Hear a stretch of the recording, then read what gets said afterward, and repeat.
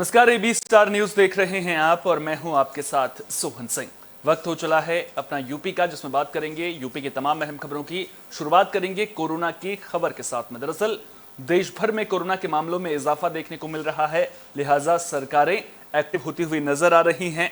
UP में भी corona के मामले बढ़े हैं। पिछले 24 घंटे में कोरोना के 402 नए मामले सामने आए हैं। बता दें कि कानपुर महानगर में कोविड पोर्टल में 9 संक्रमित दिखाए जा रहे हैं। यहां पर बताया जा रहा है कि 2 संक्रमितों की जो रिपोर्ट है वो रिपीट हो गई है। कानपुर महानगर में स्वास्थ्य विभाग ने कमर कस ली है। स्वास्थ्य विभाग की टीम एयरपोर्ट, बस अड्डे और स्वास्थ्य केंद्रों पर टेस्टिंग कर रही है। लोगों से भी कोविड प्रोटोकॉल का पालन करने की अपील की गई है। जिला अस्पताल उर्सला के सीएमएस डॉक्टर शैलेंद्र तिवारी ने बताया कि कोविड के इलाज में थोड़ा बदलाव किया गया है। अब एंटीबायोटिक हटा दी गई है। जितने गंभीर और कम गंभीर मरीज हैं उन्हें मेडिकल कॉलेज भेजा जाएगा। साथ ही अगर मरीज बढ़ते हैं तो कांशीराम अस्पताल में व्यवस्था की जाएगी। गाइडलाइन पूर्णतः वही हैं जो पहले से आई थी। सरकारों ने हमको कहा है कि कोविड केस बढ़ रहे हैं, बढ़ सकते हैं और आगे भी, तो सारे आप अस्पताल के जो इंतजामात होते हैं, अलग से वार्ड बनाना, कोविड की दवाई और स्टाफ के सेंसिटाइजेशन ट्रेनिंग, वैक्सीन, इन पे पुनः तेज़ी लाने की ज़रूरत है। सारा प्रक्रिया वही चलेगी। थोड़ा सा इलाज में चेंज आया है होम आइसोलेशन में, जैसे इन्होंने एंटीबायोटिक हटा दी है, आयुर्वेदिक हटा दी है। इस तरह का मतलब हर कैटेगरी के मरीज जितने गंभीर हैं, जितने नॉन गंभीर हैं, उनकी अलग अलग ट्रीटमेंट होता है। हॉस्पिटल बनने में अभी तक हुआ नहीं है, लेकिन मेडिकल कॉलेज को कहा गया सीरियस मरीज सारे वहीं जाएंगे और कोई प्राइवेट अस्पताल अभी अथॉराइज नहीं किया। बात प्रयागराज की नैनी जेल की, जहां पर औचक निरीक्षण किया गया है, बैरकों की तलाशी ली गई है।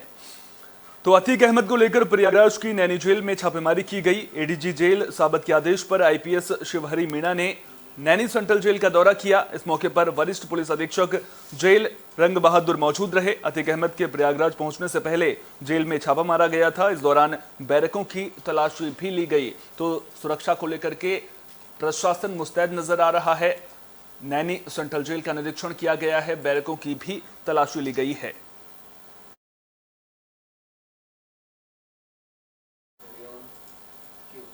बिजनौर में पुलिस को बड़ी कामयाबी मिली है। पुलिस ने 2.5 लाख के इनामी बदमाश को ढेर कर दिया है। तो 2.5 लाख के इनामी बदमाश आदित्य राणा को पुलिस ने ढेर कर दिया है। मुठभेड़ में 6 पुलिसकर्मी भी घायल हुए हैं, जिन्हें इलाज के लिए सीएचसी में भर्ती कराया गया है। बता दें कि यह मुठभेड़ श्योहारा थाना इलाके में बुढ़नपुर रोड पर रात को करीब 2 बजे हुई। आदित्य राणा बिजनौर के राणा नंगला का रहने वाला था। उस पर हत्या और लूट समेत 40 से ज्यादा मुकदमे दर्ज थे। जानकारी के मुताबिक पिछले साल 23 अगस्त को पुलिस की टीम एक मामले में सुनवाई के लिए आदित्य राणा को लखनऊ जेल से बिजनौर लाई थी। इसी दौरान शाहजहांपुर के रेड चिली ढाबे से पुलिस को चकमा देकर आदित्य राणा फरार हो गया था, जिसके बाद उस पर 2.5 लाख रुपए का इनाम रखा गया था। पुलिस को बीती रात आदित्य और उसके साथियों के बारे में जानकारी मिली थी, जिसके बाद मुठभेड़ में आदित्य राणा को ढेर कर दिया गया है। बता दें कि अब तक आदित्य गैंग के 8 से ज्यादा लोगों को पुलिस गिरफ्तार कर चुकी है। 11-12 अप्रैल की मध्यरात्रि को बिजनौर पुलिस की आदित्य राणा गिरोह के साथ मुठभेड़ हुई है, जिसमें आदित्य राणा को पुलिस ने घायल अवस्था में हिरासत में लिया है, जिसकी अस्पताल में उपचार के दौरान मृत्यु हो गई है। इस मुठभेड़ में हमारे 5 बहादुर पुलिसकर्मी घायल हुए हैं। उनको उपचार हेतु अस्पताल भेज दिया गया, जहाँ उनकी स्थिति स्थिर है। आदित्य राणा प्रदेश सरकार द्वारा चिन्हित एक शातिर माफिया था। इसके विरुद्ध 43 मुकदमे संगीन धाराओं में दर्ज हैं, जिसमें 6 मर्डर के मुकदमे, 13 लूट के मुकदमे शामिल हैं। इसके ऊपर 2.5 लाख रुपए का इनाम था। ये 2 बार 2017 में तथा 2022 शाहजहांपुर में ये पुलिस हिरासत से भागा था पेशी के दौरान। इस गिरोह के लगभग 48 सदस्य चिन्हित किए जा चुके हैं, जिसमें 6 की गिरफ्तारी पूर्व में की जा चुकी है। उनके गिरफ्तारी के लिए निरंतर कॉम्बिंग ऑपरेशन बिजनौर पुलिस द्वारा किया जा रहा है। हमारी टीम लगी हुई है, उनकी गिरफ्तारी भी हम करेंगे। इस संबंध में समस्त वैधानिक कार्रवाई बिजनौर पुलिस द्वारा की जाएगी।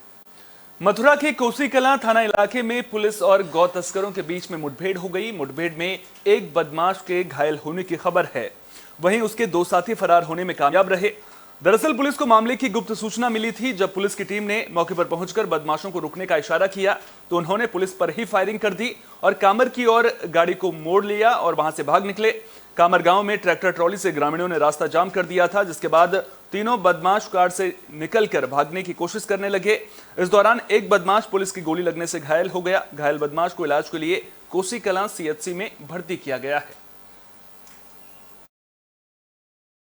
विगत रात को कोसी थाना पुलिस को सूचना मिली थी कि कुछ बदमाश हरियाणा की तरफ से गोवंशों की तस्करी के लिए कोसी थाना क्षेत्र में आए हुए हैं। इस सूचना पर थाना प्रभारी कोसी कला के द्वारा नई कामर रोड पर चेकिंग आरंभ करी गई। एक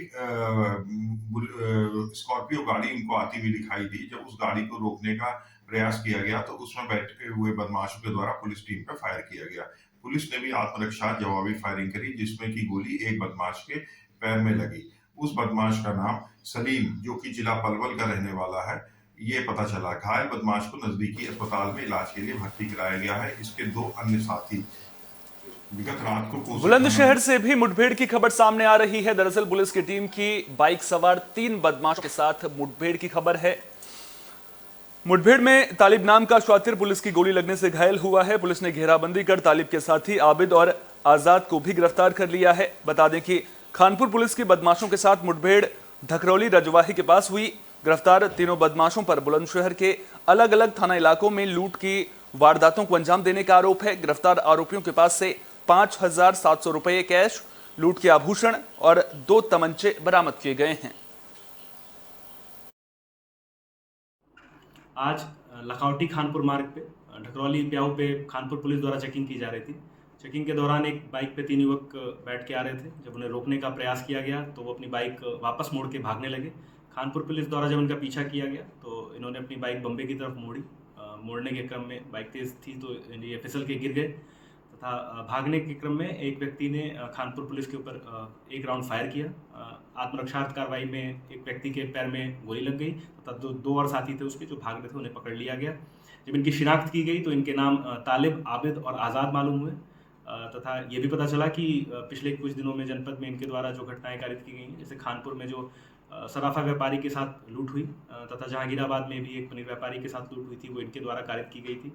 तलाशी के दौरान आबिद के पास से एक और तमंचा बरामद हुआ है और जो तीसरा व्यक्ति आज़ाद था उसके पास एक बैग था। इनके पास से लूट की सामग्री और कुछ पैसे बरामद हुए हैं। तो कुल इनके पास से 2 अदद तमंचे बरामद हुए। घायल व्यक्ति को उपचार के लिए प्राथमिक चिकित्सालय भेज दिया गया है तथा न्यायिक रक्षा में भेज के इनके खिलाफ अग्रिम वैधानिक कार्रवाई। बुलेटिन में बात फर्रुखाबाद की, जहां एक निजी अस्पताल संचालक की दबंगई सामने आई है। मामला कादरीगेट थाना इलाके के आवास विकास का है। एक निजी अस्पताल संचालक पर बीमार बच्चे के पिता के साथ मारपीट करने का आरोप लगा है। मारपीट का वीडियो सोशल मीडिया पर वायरल हो रहा है। जानकारी के मुताबिक बच्चे को गंभीर हालत के चलते एक दिन पहले कटिहार नर्सिंग होम में भर्ती किया गया था। जब बच्चे की हालत में सुधार नहीं हुआ तो पैसे के लेन देन को लेकर दोनों के बीच विवाद हुआ। आरोप है कि इसी दौरान निजी अस्पताल संचालक ने बीमार बच्चे के पिता के साथ मारपीट की वारदात को अंजाम दिया। तस्वीरों के जरिए भी आप देख सकते हैं। अब ये वीडियो सोशल मीडिया पर जमकर वायरल हो रहा है।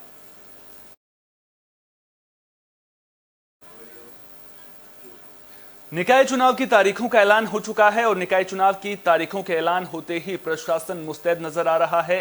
झांसी में भी प्रशासन ने कमर कस ली है। प्रशासनिक अधिकारियों ने गुरसराय में सभी बूथों पर पहुंचकर स्थलीय निरीक्षण किया।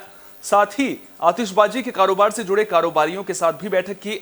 एक आतिशबाजी कारोबारी के यहां निरीक्षण के दौरान आग बुझाने का संयंत्र खराब मिलने पर उसे नोटिस जारी किया गया। मध्य स्थलों में थाने के पास उच्च प्राथमिक स्कूल और अन्य प्राइमरी स्कूलों में गंदगी मिलने और रास्ता साफ न होने पर एसडीएम ने नाराजगी जाहिर की। गुरसराय के अधिशासी अधिकारी को सख्त हिदायत देते हुए जल्द बेहतर व्यवस्था करने के निर्देश दिए गए हैं। आज मैंने और पुलिस क्षेत्राधिकारी महोदय ने एक साथ मिलकर कानून व्यवस्था और आगामी नगरीय निकाय निर्वाचन के तहत आदर्श आचार संहिता के अनुपालन और बूथों की सुरक्षा व्यवस्था इत्यादि के संबंध में गुरसराय नगर क्षेत्र में भ्रमण किया। साथ ही गुरसराय से कुछ दूरी पर स्थित कुछ आतिशबाजी के दुकानों का भी एक हम लोगों ने संयुक्त निरीक्षण किया। आतिशबाजी की दुकान पर एक सिलेंडर मानक के विपरीत पुराना पाया गया, जिसके संबंध में इनको नोटिस देकर कार्रवाई की जा रही है। जहाँ तक बूथों की सुरक्षा का प्रश्न है, गुसराय थाना के नज़दीक स्थित जो प्राथमिक विद्यालय है, उसमें हम लोगों ने सघन निरीक्षण किया और पाया कि अंदर सफाई की आवश्यकता है, प्रकाश व्यवस्था और कुछ आपत्तिजनक सामग्री जैसे ईंट पत्थर डले हुए हैं, इनको हटाए जाने की आवश्यकता है। इस संबंध में मैं ईओ को तत्काल निर्देशित कर रहा हूँ। आज संभल में भी निकाय चुनाव को लेकर प्रशासन मुस्तैद नजर आ रहा है। यहां पुलिस की टीम ने फ्लैग मार्च किया और लोगों से कानून व्यवस्था बनाए रखने की अपील की है। तो संभल में भी प्रशासन ने निकाय चुनाव को लेकर कमर कस ली है। डीआईजी शलभ माथुर के आदेश पर पुलिस की टीम ने निकाय चुनाव और त्योहारों में कानून व्यवस्था दुरुस्त रखने के लिए फ्लैग मार्च किया। निकाय चुनाव और आगामी त्योहारों के दौरान कानून व्यवस्था चुस्त दुरुस्त रखने के निर्देश दिए गए। वहीं बदमाशों को भी थाने में सरेंडर करने के लिए कहा गया है। माहौल खराब करने वालों और अराजक तत्वों के खिलाफ सख्त कार्रवाई की चेतावनी दी गई है।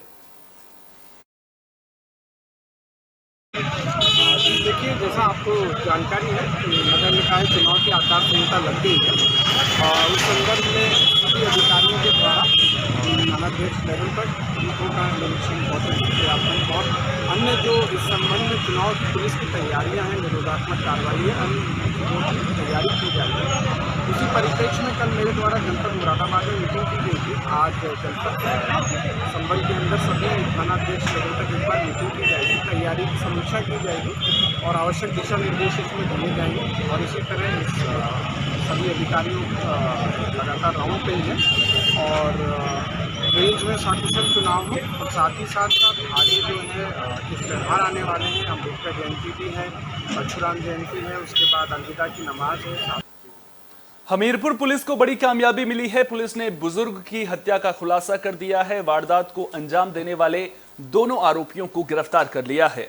दरअसल हमीरपुर के सुमेरपुर थाना इलाके में बुजुर्ग की धारदार हथियार से हमला कर हत्या करने का मामला सामने आया था। पुलिस ने वारदात को अंजाम देने वाले बुजुर्ग के बेटे और पोते को गिरफ्तार कर लिया है। जानकारी के मुताबिक बुजुर्ग राम गुलाम प्रजापति अपने छोटे बेटे कालीचरण के साथ रहता था। बीते दिन जब कालीचरण घर पर नहीं था, इसी दौरान बुजुर्ग के बड़े बेटे कामता और पोते सुशील ने राम गुलाम की हत्या कर दी और मौके से फरार हो गए थे। पुलिस ने दोनों आरोपियों को नजरपुर मोड़ के पास से गिरफ्तार किया है। आरोपी कामता ने बताया कि जमीन बेचने को लेकर विवाद हुआ था, इसी के चलते उन्होंने वारदात को अंजाम दिया है।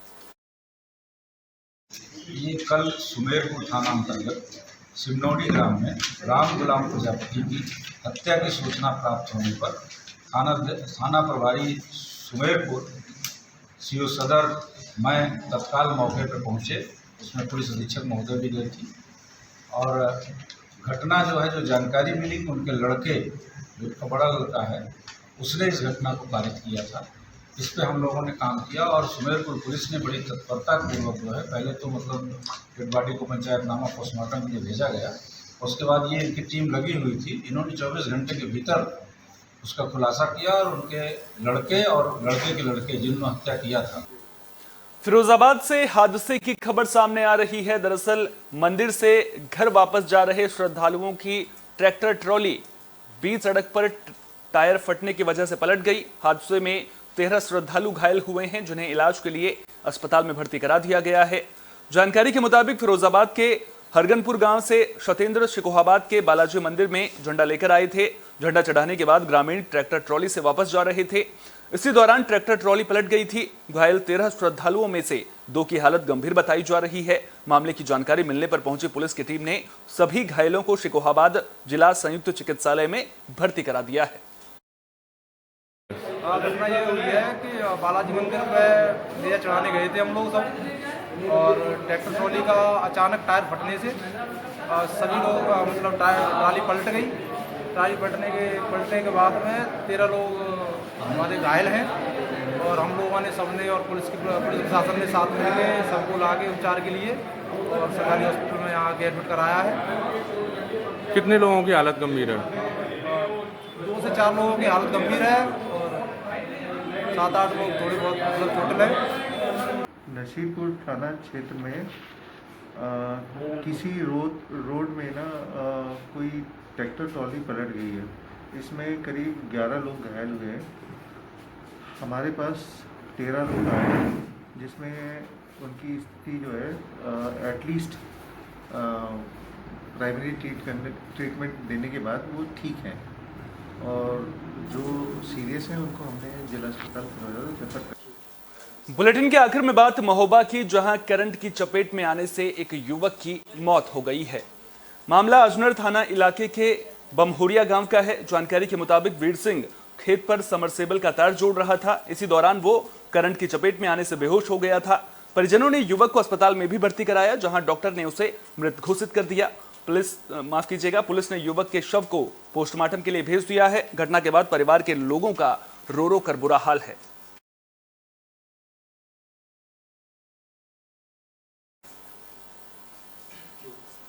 यूपी की खबरों में फिलहाल के लिए इतना ही। देश दुनिया की तमाम अहम खबरों के लिए बने रहिए AB स्टार न्यूज के साथ। फिलहाल दीजिए इजाजत। नमस्कार।